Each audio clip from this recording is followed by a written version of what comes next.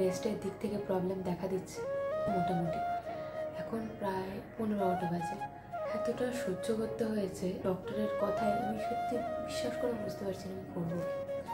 মেমোগ্রাফিতে আমার যে কষ্ট হয়েছে, পাশে যদি কেউ থাকতো আমি তাকে জড়িয়ে ধরে আমি একটু কান্না করতাম। মেয়েটাকে আমাকে সামলাতে হচ্ছে। ইচ্ছে আশা এগুলো পূরণ হলো না। এক বুক আক্ষেপ নিয়ে আমাকে চলে যেতে হবে। এতটা সহ্য করতে হয়েছে। আমি মানিকে নিয়ে একাই এসেছি, আর সবটাই তো তোমরা জানো মোটামুটি। এখন প্রায় 15টা বাজে। এখন শরীরটা একটু উইক লাগলেও একটু ঠিকঠাক করে ক্যামেরাটা অন করতে হলো। যেহেতু সবটা তোমাদের সাথে শেয়ার করি, দুঃখ কষ্ট আনন্দ ফুর্তি সব কিছুই শেয়ার করা, এটা আমার একটা প্রফেশন বলতে পারো। তো এখানে কোনো কিছু লুকিয়ে ছড়িয়ে তো আলটিমেট কোনো লাভ হবে না। আমি যেটা থেকে আমার আর্নিং হচ্ছে সেটা নিয়ে খেলাটা আমি এটা পছন্দ করি না। সেটা নিয়ে মিথ্যাচার আমি এটা একদমই পছন্দ করি না।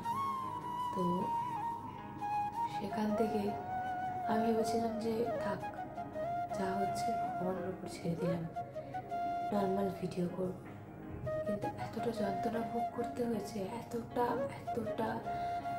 ডক্টরের কথায় আমি সত্যি বিশ্বাস করে বুঝতে পারছি না আমি করবো কি, আমার করণীয় কি। আমি বাড়ি যাবো না এখানে থাকবো, আমি কিছু বুঝতে পারছি না। মেমোগ্রাফিতে আমার যে কষ্ট হয়েছে তোমরা থাম্বনেল থেকে বুঝতেই পেরেছো মোটামুটি। যা কষ্ট হয়েছে বিশ্বাস করো, আমার পাশে যদি কেউ থাকতো আমি তাকে জড়িয়ে ধরে আমি একটু কান্না করতাম। আমার মেয়েটাকে ধরার মতো কেউ নেই।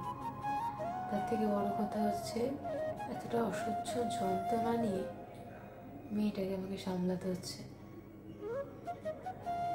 সব মেমোরিতে থাকবে যদি বেঁচে থাকি। আর মালা যদি ছবির মধ্যে পড়ে যায় তাহলে তো কোনো গল্পই নেই। তো অনেক ইচ্ছে আশা এগুলো পূরণ হলো না। এক বুক আক্ষেপ নিয়ে আমাকে চলে যেতে হবে। এবারে আর হয়তো সুস্থ হব না। ডক্টর যেহেতু মেমোগ্রাফি দিয়েছে, ব্রেস্টের দিক থেকে প্রবলেম দেখা দিচ্ছে। আমি তোমাদেরকে বলি মেমোগ্রাফিটা ঠিক কী। তার আগে তোমাদের সকলকে বলি, আমি হাওড়া থেকে ট্রেনে একাই আসি। তো ট্রেনের মধ্যে যেটা হয় আর কি, আলাপ পরিচয় হয় দিদিদের সাথে। তো আমি যখন নামবো কি, যখন ট্রেনে উঠেছি তখন সূর্য কথা বলেছিল নান্দু দাদের সাথে, পাপ্পুদের যেখানে আমি এসে থাকি। তো তারা বলে যে আমাদের ঘর ফুল হয়ে গেছে, তো আশেপাশে রয়েছে 400-500 এরকম রেট রয়েছে। তো তারপরে আমি ভাবলাম কি যে কী করবো, চিন্তার একটা ব্যাপার। তো একটা ঘর রয়েছে তোমার 280 এরকম সামথিং নেবে, সূর্য ঠিক করে দিয়েছিল। তারপরে যখন দেখলাম দিদিদের সাথে আলাপ পরিচয় হয়ে গেছে, দিদিরা বললো আমরাও হোটেল খুঁজছি, আমরা যে হোটেলে থাকি সেই হোটেল ফুল হয়ে গেছে, আমরা অন্য হোটেলে গিয়ে থাকবো, চলো তোমরা যদি আমাদের সাথে যেতে চাও চলো। তো মেয়েটাকে নিয়ে একা একটা এত দূরের রাস্তা, একটা ব্যাগ রয়েছে সাথে, 2টো পিঠ ব্যাগ রয়েছে, একটু প্রবলেম হবে। এখন সাথে এরকম দিদি দাদাকে পেয়েছি, তাহলে চলো, কোনো অসুবিধা নেই। তাদের সাথে পাশাপাশি রুম নেওয়া খুব একটা অসুবিধা আমার হচ্ছে না। ওই যে ভগবানের হাতে তো সবটা ছেড়ে দিয়েছি, আর তোমরা তো রয়েইছ। তো আমার আজকে হচ্ছে গিয়ে শুক্রবার 28 তারিখ, 28 ফেব্রুয়ারি। এখন প্রায় 12টা বেজে গেছে, তার মানে মার্চের 1লা মার্চ। তো সেখান থেকে আমার জানি না, এর আগের বারেও এই ফেব্রুয়ারি থেকে জার্নি স্টার্ট হয়েছিল যখন আমার ক্যান্সারের কেমো স্টার্ট হয়। এবারেও কী হবে কিছু বুঝতে পারছি না। আমার মেমোগ্রাফিটা হয়েছিল ঠিক মানিকে বাইরে বসালাম। আমার মেমোগ্রাফিতে আই থিঙ্ক 7,500 বা 7,600 এরকম সামথিং লেগেছে।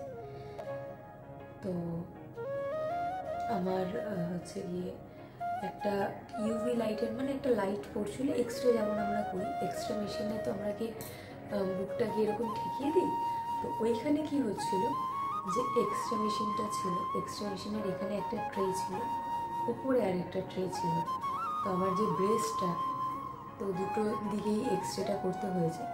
একটা দিকে এক্সরেটা মানে একটা প্লেটের মধ্যে ব্রেস্টটাকে রাখতে হয়েছে, আর ওপরের একটা ট্রে টাইপের কিছু দিয়ে ব্রেস্টটাকে যত পেরেছে প্রেশার দিয়ে পুশ করেছে। আর পুশ করার ফলে ভীষণ অসহ্য যন্ত্রণা করেছে।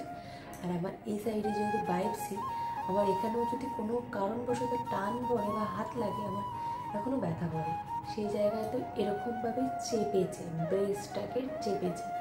এই সাইডেও সেম হয়েছে প্রসেসটা, ভীষণ কষ্ট হয়েছে। আমি যে কী কষ্টে রয়েছি একমাত্র আমি জানি।